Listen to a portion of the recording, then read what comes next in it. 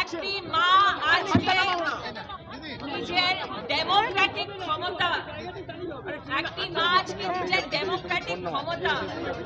Democratic রাইটকে exercise করছে।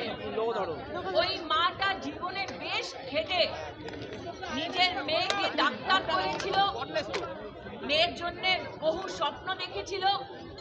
কিন্তু আজ যে রত্নাদি বলেছেন 9 তারিখে ফোন পেয়েছিলেন, মেয়ের সাথে কি ঘটনা হয়েছে। আজকে ওই মাটা যদি নিজের ডেমোক্রেটিক রাইটকে এক্সারসাইজ করতে চায়, তাই কি টিএমসির গুন্ডারা ওই মাকে আবার বদনাম করবে?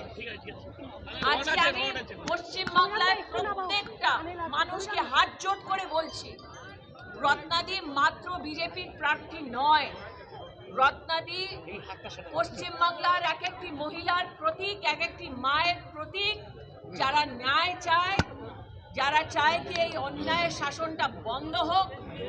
তাই আপনাদের সবাইকে হাত জোট করে বলছি, এই মাকে আপনারা রক্ষা করুন, এই মাকে আপনারা আশীর্বাদটা দিন। যিনি জাস্টিসের জন্য লড়াই করেছিলেন তিনি আবার সিপিএম এর প্রার্থী হয়েছেন, কলতান দাস। সিপিএম যিনি অভয় জাস্টিসের জন্য লড়াই করেছিলেন তিনি আবার সিপিএম এর হয়ে প্রার্থী হয়েছেন, কি বলবেন? পশ্চিমবাংলায় মমতা ব্যানার্জি বারবার বলেছেন কি মেয়েদেরকে 8 রাতের পরে বাইরে আসা উচিত না।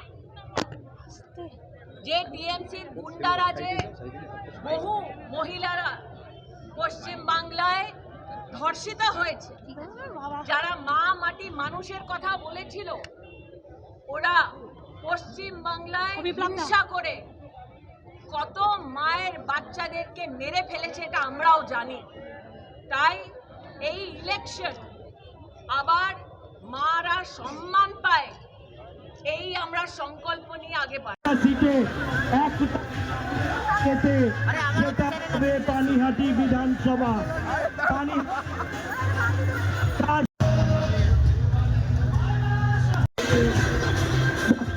যাচ্ছে।